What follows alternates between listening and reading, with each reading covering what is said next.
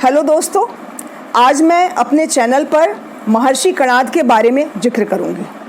विषय है परमाणुवाद के प्रवर्तक कणाद। आइए जानते हैं कणाद के बारे में थोड़ा सा।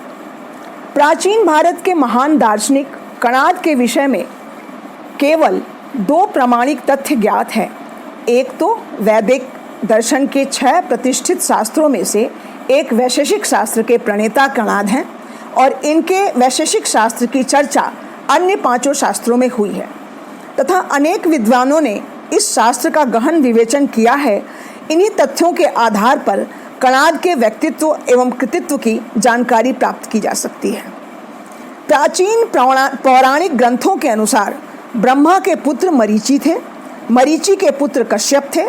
कश्यप का विवाह प्रजापति दक्ष की 13 कन्याओं से हुआ था। इसी कुल परंपरा में कलयुग के आरंभ में महर्षि उलुक का जन्म हुआ। उन्होंने अज्ञान के घोर अंधकार में से ज्ञान की खोज की, अतएव उलुक नाम से विख्यात हुए। उलुक के पुत्र को औलक्य कहा गया और औलुक्य ही कणाद के नाम से विख्यात हुए।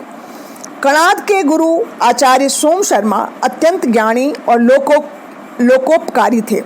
कणाद की तपस्या से प्रसन्न होकर भगवान शिव ने सोम शर्मा के रूप में कणाद को उपदेश दिया और कहा, विश्व के समस्त उपयोगी ज्ञानों को 6 पदों द्रव्य, कर्म, गुण, सामान्य, विशेष और समवाय से विवेचित करो। उन्होंने इन पदों का गुणार्थ भी समझाया और इन्हें वैशेषिक शास्त्र की रचना करने के लिए प्रोत्साहित किया।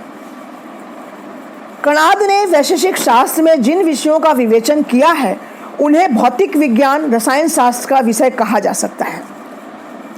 महर्षि कणाद सबसे पहले दार्शनिक थे जिन्होंने परमाणु की कल्पना का प्रतिपादन किया था। उन्होंने समस्त विश्व के भौतिक द्रव्यों को 4 वर्गों पृथ्वी, जल, वायु और तेज में वर्गीकृत किया था और कहा था कि इन चारों के सबसे छोटे अंश परमाणु होते हैं। ये प्रत्यक्ष रूप में देखे नहीं जा सकते क्योंकि ये अत्यंत सूक्ष्म होते हैं। ये परमाणु अविनाशी होते हैं। उक्त चारों पदार्थों के परमाणु भिन्न भिन्न प्रकार के होते हैं। पृथ्वी के परमाणुओं के रूप में रूप, रस, गंध और स्पर्श के गुण होते हैं। ये परमाणु पाक क्रिया यानी रासायनिक क्रिया के दौरान बनते और परिवर्तित भी होते हैं। जल के परमाणुओं में रूप, रस और स्पर्श का गुण होता है। ये नित्य बने रहते हैं क्योंकि ये रासायनिक क्रिया से नहीं बनते हैं। वायु के परमाणु में केवल स्पर्श का गुण होता है और ये भी नित्य होते हैं। ये भी रासायनिक क्रिया से प्रभावित नहीं होते हैं। तेजस के परमाणु पृथ्वी के परमाणुओं के साथ रासायनिक क्रिया कर सकते हैं और ऐसा होने पर पृथ्वी के परमाणुओं के पूर्व गुण, रूप आदि नष्ट हो जाते हैं तथा उसमें नए रूप, गुण आदि पैदा हो जाते हैं। तेजस के परमाणुओं की अवधारणा इस तथ्य की ओर संकेत करती है कि कणाद ने प्रकारांतर से विकिरण के क्वांटमों की ओर संकेत किया है। इस विचार से कणाद के परमाणु सिद्धांत में विकिरण के क्वांटीकरण के सिद्धांत की भी हल्की झलक देखी जा सकती है। वैशेषिक पर भाष्य लिखने वाले कुछ विद्वानों ने तो परमाणु के आकार की भी कल्पना की है। जैसे वैशेषिक 7.1 19-20 की न्याय मुक्तावली टीका एवं कंदली टी में तर्कों द्वारा यह कहा गया है कि परमाणु गोलाकार या परिमंडलीय होते हैं। इसी प्रकार कुछ प्राचीन ग्रंथों में यानी वारह मिहिर में कहा गया है, 1 अंगुल में 8 यव, 1 यव में 8 तिल यानी मोटाई, 1 तिल में 8 लिख्य, 1 लिख्य में 8 बालाग्र, 1 बालाग्र में 8 रेणु, 1 रेणु में 8 त्रस रेणु, 1 त्रस रेणु में 8 परमाणु होते हैं।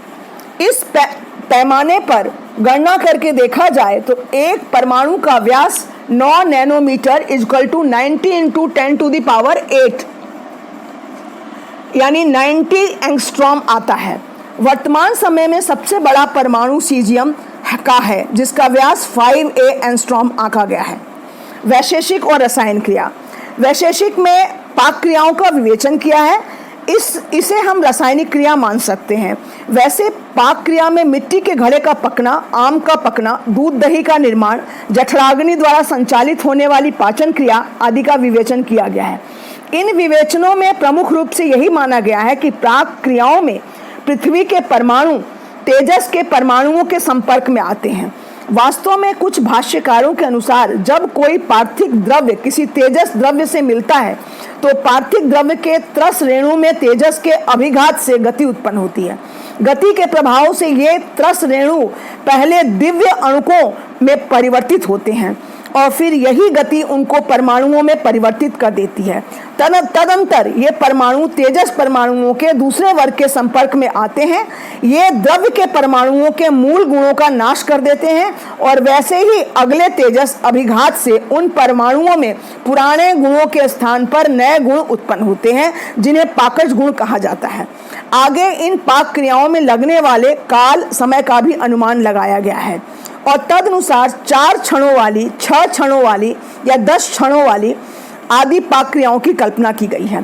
पाक क्रिया का इस प्रकार का विवेचन आधुनिक रसायन शास्त्र के अनुकूल भले ही न जान पड़े, यह अवधारणा निश्चित रूप से डाल्टन के परमाणुवाद तथा आधुनिक रसायन के विज्ञान के अनुकूल है। रासायनिक क्रिया में परमाणु की भागीदारी एवं भूमिका प्रमुख होती है। इस प्रकार देखा जा सकता है कि कणाद ने द्रव्य पदार्थों की संरचना और रसायन क्रिया में भी परमाणु के अस्तित्व की जो धारणा प्रस्तुत की थी वह एक अभिनव धारणा थी। कणाद को अवश्य ही परमाणुवाद का आदि प्रवर्तक माना जा सकता है। उनका दिया हुआ वैशेषिक शास्त्र न केवल दर्शन शास्त्र की वरन भौतिक विज्ञान की भी एक बहुमूल्य धरोहर है। धन्यवाद।